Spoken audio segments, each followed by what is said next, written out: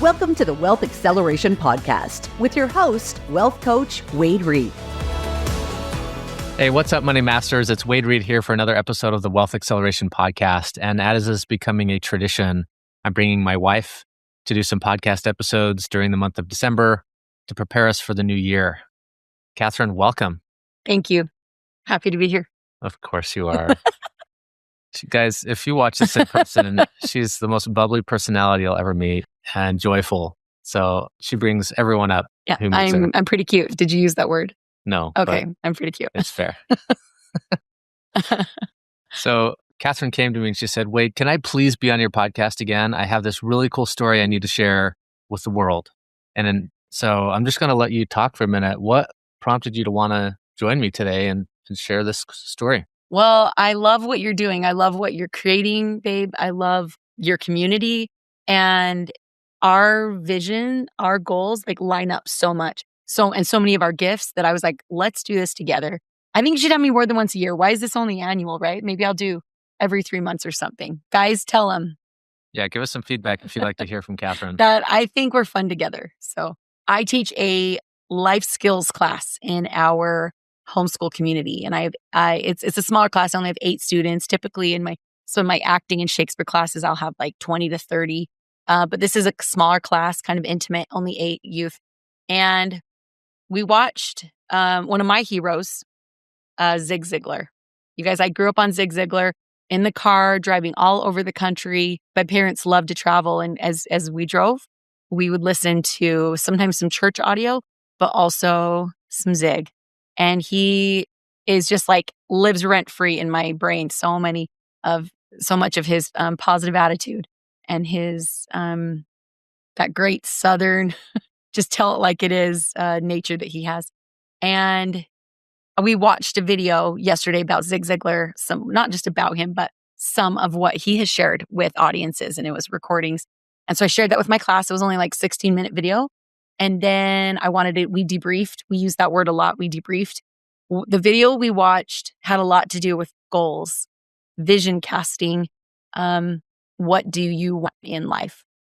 And what Wade hears me say all the time, what you focus on expands.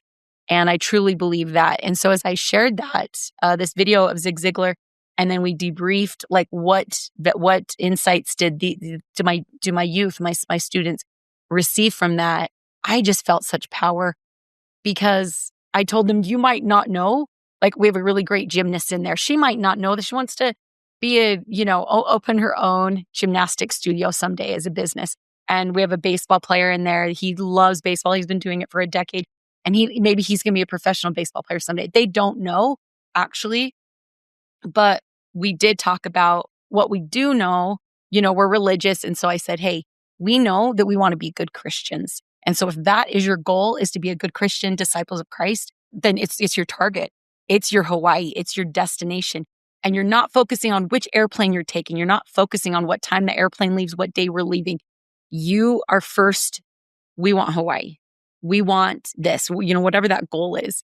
And some of these youth might actually know, hey, I want to be this type of a coach someday, like Wade. And myself, I've just known that I would be a teacher. It's one of my greatest gifts to be a mentor and a teacher. And so one of my students said something so powerful to me. He was like, Miss Catherine, I believe that someday my brother and he told me, we really want to serve a mission for our church for 2 years. And if we want to serve that mission, that's his Hawaii. That's his destination. He's like, my brother and I have been talking about how many months, how many days, how many years until that happens. And if that is what we want, then we're going to count down. Okay, this is when it's happening. And then what kind of person do I need to be? What kind of choices do I need to make or not make in order to get to that goal, right? And beyond that, he has other goals beyond that, but that is big right now for him and his brother. And so he can even print a picture, put it on his vision board, on his mirror or something. But I thought it was so powerful. He's only 17 years old. He's young, but he already had this powerful, I know that I want this someday. And so this is what I'm going to do. the choices that he makes. He's like, is he going to watch 9 hours of Netflix and, Disney, whatever, not to discount. Sometimes we do want a good movie night, but is he going to waste time watching episode after episode or reel after reel on these social media platforms? Is he going to spend his time doing that if he knows that his goal is up ahead? And so I thought it was really powerful that here I am as a mentor and I'm teaching, and Zig Ziglar's teaching us, but sometimes they teach me, my students. Sometimes they will say things that I'm like, yes. And then Wade and I went on a walk this morning, as we often do. And on our walk, I told Wade about this experience, and I was like, I would love to go on the podcast and share this with you guys, because I think that's so important. To remember how to vision cast, and to remember it's not necessary. We don't have to know all the little details. Sometimes we get overwhelmed, right? We don't have to know every little detail now. If you can just start with that vision casting, I want this. This is my good goal. This is my target. Then it comes. Then we can slow down and start to look at what kind of choices do I make or not make. What kind of person do I want to be in order to hit that destination? I love that story because it's so relatable. I think every human being, young or old, is dealing with that. And so this young man who's 17, in our church, this full-time missionary service can begin as early as age 18. So he's, within a year of being able to actually do this volunteer missionary service. And so there are some strict standards that you have to live by when you're a missionary. So when you say choices that you are making or not making, for some context there, a lot of young people are in their dating lives in their late teens and early 20s, and they might be interacting in ways that might be considered inappropriate. And when you have a strong Christian background, especially for missionaries, it's strongly discouraged to get too emotionally involved with the opposite sex and to engage in behaviors that might be considered inappropriate. And so one of those choices to make is, I'm choosing out of having immoral actions with a young woman so that I can be, ready to meet the commitment that's required of me as a missionary. Right. To not do those things. So it makes it easy. Once you've made a decision on your destination, it makes it easy to back into, what are the decisions I need to make today? So for most of you who are older and are married, have kids of your own, these are things that are important as parents, principles that we need to teach our own kids, but principles we need to live by. We need to show by example how to set a destination and then plot a course to that destination, and to look at our financial resources and how we can, again, say yes to the right things that align with that destination and no to the things that don't. That's a difficult thing sometimes because we're so persuaded constantly by advertising to buy the next thing. It's insatiable. So many distractions. Right? Yeah. It's easy to get distracted from our true purpose. And I'll tell you this, guys, retirement is not the purpose. Just to be clear, I've worked with well over 1,000 people for the past 20 years, ranging from 20 years old up to 85 years old. And the destination financially is not retirement. The destination is to live a life that you love along the way. Absolutely. So for example, let's talk about one of the things we're planning on next year. Okay. We are going to Disneyland. No, just kidding. No. In talking about Disneyland or some other fun trips that wouldn't be a bad idea, Wade and I both felt just like in our heart of hearts, we needed to think bigger, and we want to make this more educational. And so while I think we could go on maybe a Disneyland trip someday, learn about the engineering of the different roller coasters and whatnot. Or just go play like a lot of families do. Yeah. We've done that. Totally. And there's a place for that. But we have a different purpose for this trip we're planning on next year. So we are going to, drum roll, we're going to Europe, you guys. We haven't been for 7 years. Wade served church mission for 2 years in Paris, France. And then we lived there, study abroad, and we love France. I'm going to get emotional. We have ancestors that are from France. We have ancestors especially that are in England. I'm a redhead, as you can see. Yes, it's not fake. Maybe my stylist makes there be a little bit more highlights, but I have Irish blood and Danish blood. And so I don't think we have a lot of family from Switzerland, but we're a biking family. So we're biking in You guessed it, the Swiss Alps. I mean, well, while we don't have family there, you live in a community that was founded by Swiss people. that's true. Santa Clara, And one of our Utah. favorite places to visit for our anniversaries every year is a place called Midway, Utah, which again was founded by people from So they have Swiss stays in both Santa Clara and Midway. When they emigrated from Switzerland, they found these locations that reminded them, because of the peaks of the mountains, like their home. And so they settled there. Anyway, so we find things that we love and are passionate about, one of which is, and this is kind of an interesting thing. I don't know if you guys have done this yet, but if you start to look at your historical roots, your grandparents, great-grandparents, where you came from, you start to learn the stories of them surviving the Civil War and surviving through being pioneers, maybe crossing the plains to Oregon. In our faith and culture, it was crossing the plains to found the Valley of the Great Salt Lake and for religious freedom. And they went through really, really difficult things. And as I've studied my ancestors and seen some of the difficulties they've gone through, it's given me strength to deal with our own difficulties in today's world. Although it's a very, very different world, the emotional experience we have with those challenges is still the same. And so knowing that they've gone through their tough times, we can get through it ourselves. So we have kind of a spot in our hearts for our ancestors, and that's what makes us want to get back to our roots. And so this particular trip is kind of a pilgrimage in a way. It's a family history trip. So we're going to be studying more of Ireland and England and France and Switzerland. And then take our family and learn that's part of our education these next, 6 months before we go, and have our kids really buy in, have them vision cast what churches and, and the homes and the castles. Maybe we don't have ancestors that lived in the castles, but that was a big part of their history. Those Irish families and those English families. And so we're like giddy. We're so excited. But it's not just like, oh, that'll be so fun. Let's go to Europe. It's really beautiful. It is beautiful. And there's a lot of beautiful places here in the United States of America. But we're trying to vision cast with each other and with our kids. Whose gravesite do we want to visit? And who's this in this church, I'll never forget, tell them about the Gilgalky Tower. Oh yeah, I've got this family. So I've got some Scottish blood. Scottish. An ancestor last name Armstrong, and there's a clan in Scotland called the Armstrong clan, and it's a very large clan, goes back to the 1200s or earlier. There's a lot of history about this clan. Neil Armstrong, who walked on the moon, is a part of this clan. My great grandmother on my dad's side was an Armstrong.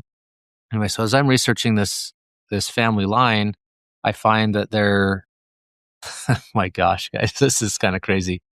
But the Armstrong clan, there's this guy named John Gilnockie Armstrong. And he and his family were fierce defenders of the Scottish-English border. And there was a dispute of the Scottish-English border for 200 years related to somewhere around 100 miles of north to south, where is the actual border? And they would defend with their lives and their honor the border that they believed was theirs. And so there's this tower called Gilnockie Tower. We actually did this about 7 years ago and went and visited this place because as you study your ancestors, you learn some really cool things. You're like, I want to go see where they lived and why they lived there. And if you can imagine an arm that's strong, think of somebody flexing their bicep. That's their family symbol. Yep. And there's a motto that says Invictus Meneo, which translated is I remain unvanquished. Powerful. It's super powerful. I remain unvanquished. That means, as I view that, listen to that, read that, study about that, to remain unvanquished is to really hold the line for something you believe in, even to the death, to fight for something you care about. Yeah. Maybe physically to the death, but to give your life to something meaningful, that's purpose-driven, that is motivating for you. And we don't necessarily give our lives up physically, but we live a life that's in alignment with that. We literally give our lives to our careers. We give our lives to our marriages, to our marriage partner, to our children, to our communities, to our churches. And ideally, we do that for something that's really of a high purpose that gives us great joy and happiness in life. So as we consider doing this trip, there's a financial cost to that. And it's probably going to be in anywhere from $10,000 to $20,000, depending on if we can use things like Sky Miles to cover trips. If we can stay with any of our acquaintances or friends there, et cetera, et cetera. So there's things we're still working out, Mhm. but we have a destination. Yeah. We have a clear vision of what we want to accomplish on this trip. There's a lot of logistics that have to be figured out, and there's a lot of decisions that have to be made. There's a lot of things we're going to have to say no to, Right. because there's a phrase I always teach my clients: you can have anything you want. How does it go? You just can't have everything you want. Yeah. Yeah. So already, this is the holidays. We're looking at Christmas, and Santa's gonna bring our kids a gift, and then our gift to them as their parents is this trip, which is going to be in May. And so we're like, hey, that's 6 months away. What can we cut back on financially? And so our kids, they shoot hoops all the time in our backyard, but we won't be doing rec basketball. We didn't do rec. There was like cross country. The kids always do. They've just been running on their own for free. So we're like, okay, flag football. We're not. What kinds of things can we simplify and not do? So financially, we're just trying to be wise and hold back a little bit. It's so fun at Christmas to like want to surprise them and make everything magical. Can we have great experiences? Like we're going up to the Ogden Christmas Village and going on a little carriage ride to support our friend. He's living his dream, which is so beautiful to us that he's living his dream. It's like he has a regular job, but our friend Dale Greenwell drives this carriage, with fits 8 of us. And so our family can go all around this Ogden City. But anyway, that is one activity that costs money, worth it, right? There's value in that. And then there's other activities that we're like, oh, let's just go for a drive, because that just takes a little bit of gas money and whatnot. But we're like, how can we simplify If we look at expenses? this stuff, the quantity of money at individual transactions seems small, right? It might be $10 here, $50 there, $200 there, but it adds up to thousands. Yep. And guys, you're experiencing this every day. I've seen it over and over and over again. These micro transactions of $5 for your coffee, or $10 for $20 for your lunch. And if you don't pay attention to that, the Amazon purchases, the just on the spot, at the grocery store, at the Costco, at the whatever your hobbies are, like if you actually calculate it, it's in the thousands and tens of thousands of dollars of things over time that are honestly wasteful. They're whims and they're moments, and they give us just that sense of, I guess they call it retail therapy. Yeah. Right. We get a dopamine hit, honestly, Yeah. for making a purchase decision. And if you have a higher purpose for your money, and particularly for a life you want to live, right? That's really what I care about, is helping you guys live a life that you love. And when I talk about wealth, again, my book's coming out. I mentioned that last week, and I've mentioned it in many other episodes. My book is called True Wealth: Replace Financial Fear and Worry with Confidence and Capability. And true wealth is defined in the 4 key areas of life: the physical, mental, spiritual, and social. That's where true wealth really lies. And the financial aspect of that helps us accomplish what matters to us in those other 4 areas. It's a precious resource. It's something we need to manage well. And if you will do the work, which is to get financially organized, have a system in place that works almost automatically, optimize your life, get things tweaked so you're not wasteful and you're as efficient as you can be in your financial flow of money, and then maximize, which is about living a life you love. There may be investments you want to do. There may be like rental properties you want to own. There may be businesses you want to put in place or expand. There may be trips that you want to take, destinations you want to go to. Once you've done the other 3, you've organized financially, you've got systems in place, you've optimized, that means there's a bunch of cash flow that's available to start making life decisions that maximize the value of your life. Love it. So when we have clear vision about a destination we're going to, we can then pull it back to today and say, okay, what do I say yes to that matters most? And what do I automatically say no to because I'm saying yes to maybe the things that I recognize are most important, are among my highest values and the priorities that I have in life. Yeah. Love it. I did want to share just a few of my favorite quotes from my bestie, Zig Ziglar. I love this so much as we're talking about vision and even the title of this episode. So just like the title of this episode, like how to get anything you want in life. Zig says the lack of direction, not lack of time, is the problem. The lack of direction, not lack of time, is the problem. We all have 24-hour days. My brother says that all the time. He's like, we're all busy. People wear the word busy like a badge of honor, like, oh, I'm more important if I'm busy. We're all busy. We all actually have the same 24 hours in a day. How do we choose to spend it? Yeah. How do we choose to spend it? Are you busy doing the things that matter to you? Right. I've said this in the past. I get, we have these silly interactions sometimes that are very superficial. Hey, how are you doing? Oh, I'm fine. People will say, I'm living the dream. Well, I'll ask my acquaintances and friends, well, whose dream are you living? Mm-hmm. And it catches them off guard in some ways. And like, wait a second, that's a good question. Whose dream am I actually living? And the implication there is, am I living my dream? Yeah. Is the busyness of your life moving you toward your dream? Right. The life that you truly want to live, not what other people want you to live, but what you want to live. Right. I think you had a couple other quotes. Yeah. So a goal properly set is halfway achieved. Zig says that if you have that goal, like you're doing good. You're on that snowball effect of like, I'm going to get there. A goal properly set is halfway reached. Oh my gosh, so good. This is another one that's on success and achievement. You don't have to be great at something to start. Did you guys know that? Spoiler alert. You don't have to be great at something to start, but you do have to start to be great at something.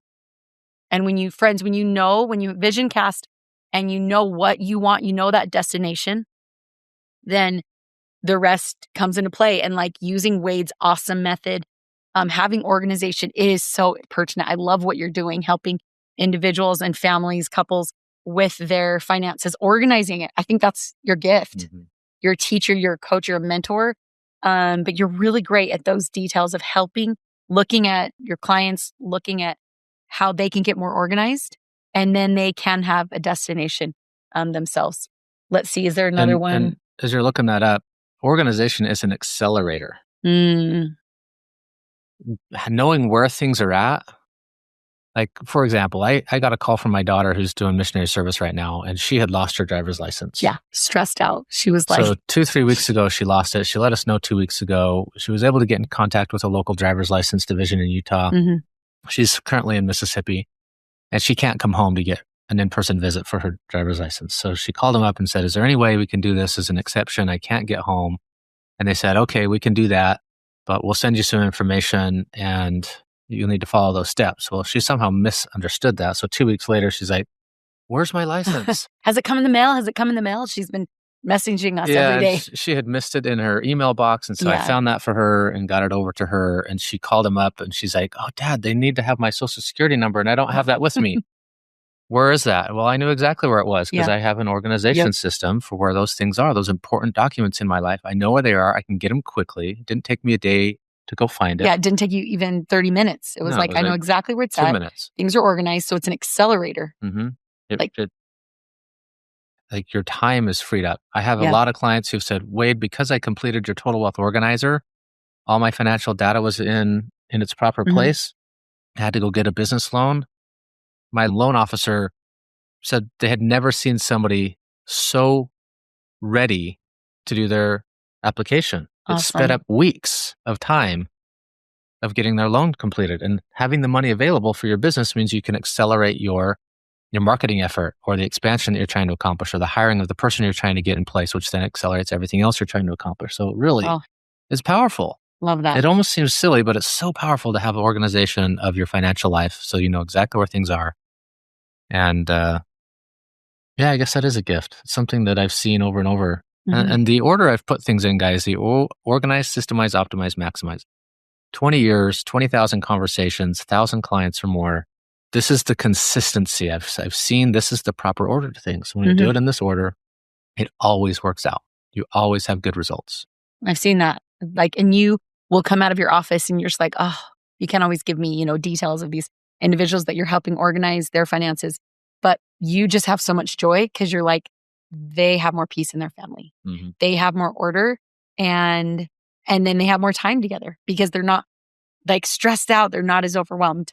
Okay. Just one more quote from Kim Hess on vision casting. The confusion, stress, and uncertainty melt away. I love just like envisioning. I made the kids this morning some French toast with 100% whole wheat bread. They were so excited for French toast. And I watched the butter just melt a little bit on that French toast. And so I love the word melt. There's a lot of visual. I can see that visually. The confusion, stress, and uncertainty melt away and is replaced with clarity, ease, and an inner peace, knowing that guides you through your day-to-day activities. That's Kim Hess. And then we got to end this, but we've got to at least end on my very absolute, very favorite Zig quote. You can get everything in life you want if you will just help enough other people get what they want. Yeah. I love Zig so much. And as we are focused on our vision casting, part of that is like, what is your purpose? And as we are, as we are like teaching and giving service, we actually can get paid to do what we love to do because we're helping enough people get what they want. And you can get everything in life you want if you will just help enough people get what they want. And that's Zig Ziglar. I love him. Yep. Amen. Yep. It's so good. Yeah, Zig's been a big influence in my life and independent of you. Yeah. Right. That was kind of fun when we met. We were like, I love Zig, you love Zig. Yeah, there's some about the personal development space that aligned us. Yeah. Yeah. So, guys, launching the book on December the 12th. December the 12th. Next Friday. Yes. So excited. The pre-launch is available. It's in the show notes. Go jump on the wait list so you know exactly when it's available. We're going to do an Amazon bestseller launch on December the 12th. That's Friday, December the 12th. Share it with your friends. Get this book because it is a life changer. It's everything I have learned about how to be successful with money to eliminate or replace the financial fear and worry and instead have confidence and capability in your financial lives so that you can live a life that you love, a life of purpose with a destination you care about and enjoying things along the way that truly align with your values and your priorities in life, not somebody else's, but yours. So guys, we love you. We're so grateful that you're listening to this podcast. Please share it with other people. Give us some feedback on what you like and what else you'd like to hear from us. Again, if you want to hear more from Catherine, let us know. I want to have you back. I love we it. have a good time. We had so much fun that we were like, I was cry laughing and we had to like totally restart this whole podcast, you guys. So that's good. We've got a good marriage. So we can just share our synergy with you guys. So All right. We'll see you in the next episode. Thanks for tuning in to the Wealth Acceleration Podcast. We hope the insights from today's episode help you streamline your finances and grow your wealth stress-free. For show notes from today's episode and more tips on creating a comprehensive wealth-building plan, visit moneymasterycoaching.com. Remember, financial freedom is attainable. Until next time, keep accelerating towards your goals. See you on the next episode.